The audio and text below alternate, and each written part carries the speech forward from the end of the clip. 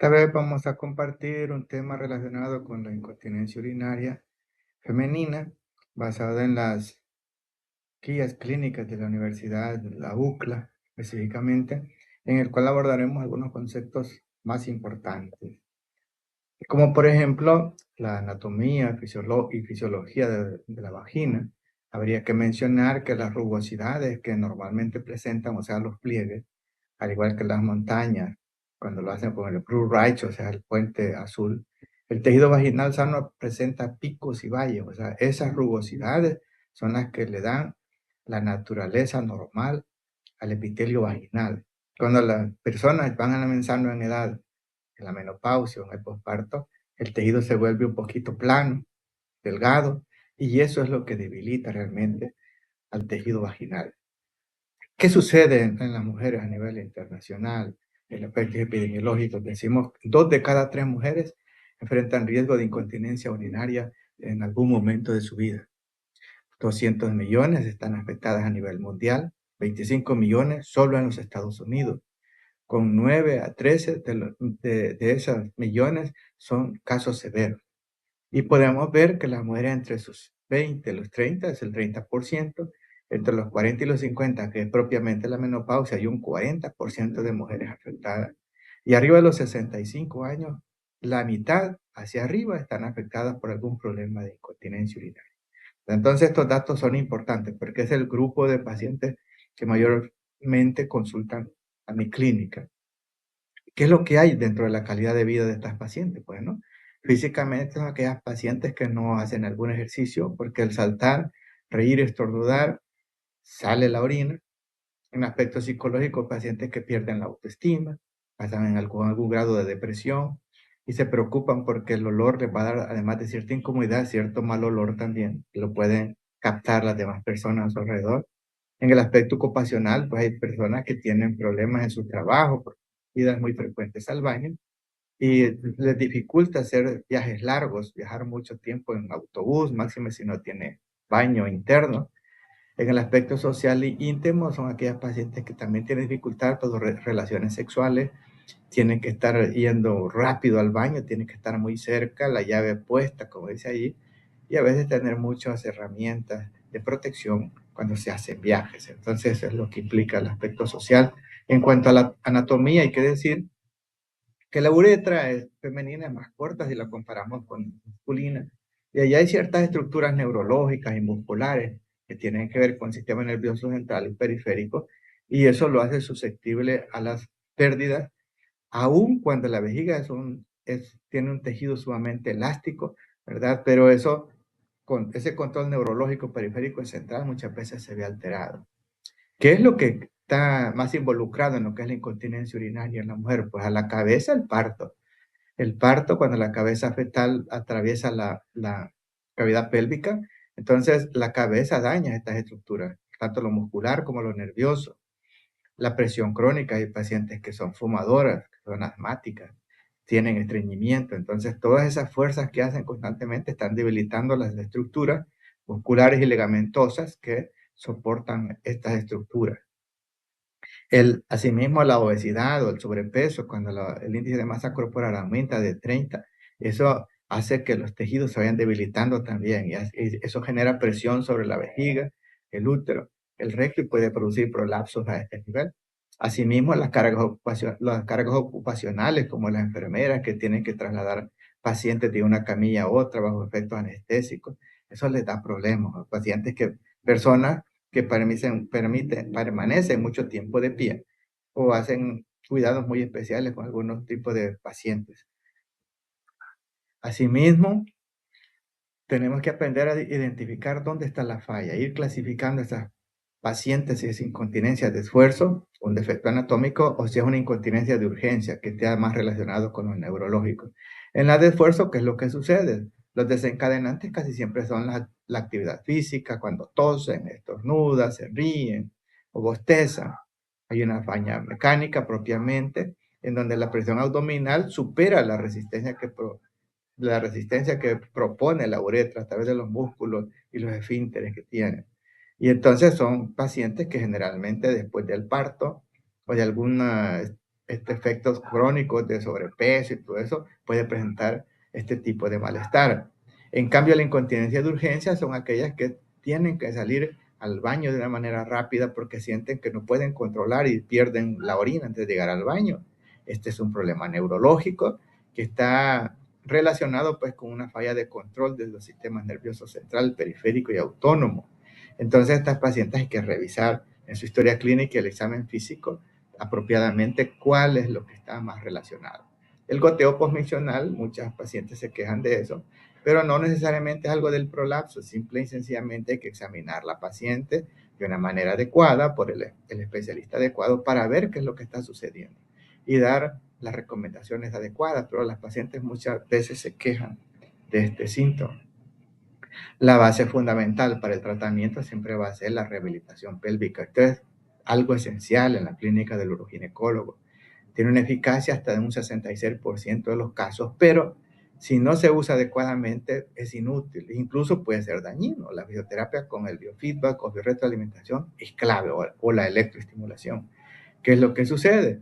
A veces al paciente le dan indicaciones de que apriete el recto, esa parte posterior, apriete el recto. Esas contracciones que hace son ejercicios. Y el apretar el recto no solo es la parte anterior, trasera, sino que también la vejiga, en la uretra, está contrayendo todos los músculos del piso pélvico. Y esos ejercicios de Kegel tienen que estar realizados según algunos protocolos, como esté familiarizado el especialista. No es de decirlo de una manera sencilla, haga 3 cuando están en el baño, etcétera, sino que esto debe ser orientado por un especialista. Pero los ejercicios del piso pélvico en sí, lo que hacen es tratar de identificar los músculos pélvicos y que esto los contraiga voluntariamente la paciente, y esto le va a ayudar a reactivar toda la inervación periférica y del nivel central. Las intervenciones que nosotros hacemos con las pacientes, ¿cuáles son? Cuando está incontinencia urinaria de esfuerzo, bueno, lo primero eslabón es usar agentes de volumen. Aparte que ya dijimos que a las pacientes hay que darles todas las recomendaciones, ¿verdad? Hay medicamentos que se inyectan en la uretra para hacer que coapte de una manera más fácil la salida, y esto da algún efecto de resistencia para evitar las pérdidas. Luego, si esto no funciona, podemos hacer una cirugía colposuspensión de Burch, que se debe hacer vía laparoscópica, que es lo más moderno, pero también está la Burch de tipo abierto. No se usan mallas, sino que suturas nada más. En un tercer nivel podemos usar los cabestrillos, que es una pequeña malla que se utiliza colocándola debajo de la uretra, y se hace alguna acomodación especial para que esto le dé soporte. Y en un futuro, pues en Estados Unidos los médicos de la UCLA están usando la terapia celular. Al parecer son células musculares de la misma paciente que las cultivan en ambientes adecuados, y estas las inyectan en la uretra para restaurar la función esfinteriana. Estas son cuestiones experimentales que vamos a estar pendientes a futuro. En cuanto al uso de las mallas, que es lo que genera mucha controversia en el momento, pues es de decirles que las mallas prolapso, ya eso en Estados Unidos no se recomienda. Si alguien lo utiliza, pues se puede meter en alguna complicación con la paciente y vienen los problemas médicos legales. Se han recomendado nada más para la incontinencia urinaria, que son mallas más pequeñas, son cirugías que duran unos 20 minutos. Si se fijan, la tasa de eficacia, porcentaje de eficacia, un 70% de éxito a largo plazo, pero no hay que confiarse, porque esto también, igual que todas las cirugías, tienen sus riesgos y sus beneficios. Entonces eso hay que saber valorarlo con las pacientes. Si yo con la cirugía tengo una tasa de eficacia de un 70%, y si con las recomendaciones, con los ejercicios, yo la mejoro en un 60%, o sea, ¿cuál es la diferencia de someter a un riesgo quirúrgico? Las intervenciones en las pacientes, cuando es de urgencia, pues hay que eliminar todas aquellas sustancias que son irritantes, como el café, el alcohol, las sustancias carbonatadas, los cítricos, el picante, etcétera. Podemos usar medicamentos anticolinérgicos, que hay muy buenos en el mercado. Entonces, pero hay que saber relacionar estos tratamientos con los riesgos y con los beneficios, no quedarnos tranquilos. Hay otros tratamientos también que se pueden usar, como el uso del Botox. El Botox es un medicamento que se inyecta en la vejiga usando el uretrocitoscopio.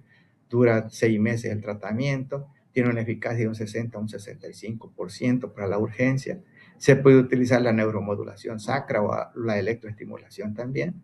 La neuromodulación sacra es un aparato que se inyecta, que se coloca más bien, es un implante, tiene una duración de 5 a 7 años la batería. Pero también está más recientemente la estimulación del nervio tibial posterior, que es un electrodo que se coloca alrededor del maléolo externo, tiene una eficacia bastante elevada y es un equivalente a la medicación, pero no tiene efectos secundarios. El problema de la sesión es que tiene que estar yendo a la paciente 1 o 2 hasta 3 veces por semana, y las sesiones son de 30 minutos en las clínicas. Las rutas de tratamiento depende si el problema que yo he detectado en la paciente es anatómico o es fisiológico. Si es anatómico, está relacionado más con la pérdida, con el esfuerzo, toser, reír, estornudar. Podemos, además de darle las terapias de electroestimulación y lo que queramos, todos los tratamientos médicos, usar agentes de volumen, como habíamos dicho. En el segundo nivel podemos usar la cirugía laparoscópica o la colposuspensión de Wurz o el Wurz abierto, como lo conocemos naturalmente. Y en un tercer nivel se pueden usar los cabestrillos suburetrales. Pero esto acuérdense que ya usar prótesis implica algo que el paciente tiene que firmarlo, como dar su consentimiento informado.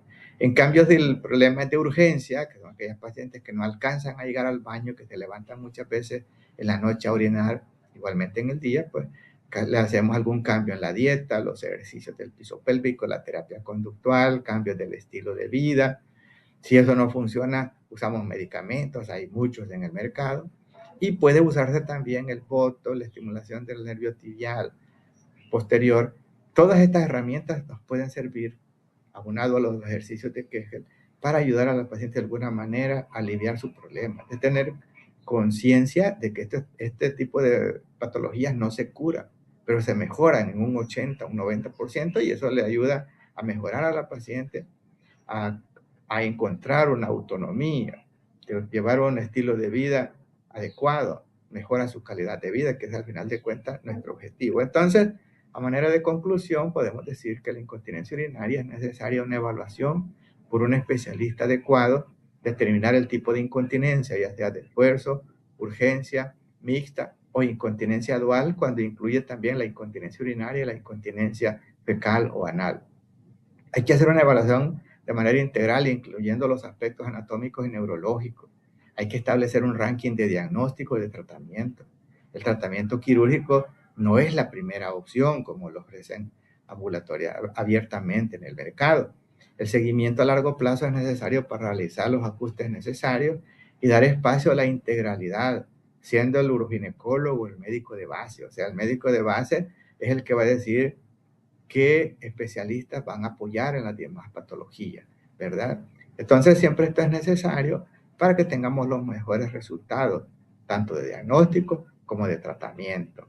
Ojalá que esto les ayude de alguna manera para incentivarlos a que busquen una consulta de manera oportuna y que no tengan miedo de que todo va a generar gastos por alguna cirugía, porque si ven, la cirugía nunca va a ser el primer escoge, la cirugía es el último escoge y uno tiene que evaluar la paciente adecuadamente, tomando en cuenta los principios de autonomía, el consentimiento informado. Entonces, todo eso hay que tomarlo en cuenta para que tengamos siempre los mejores resultados.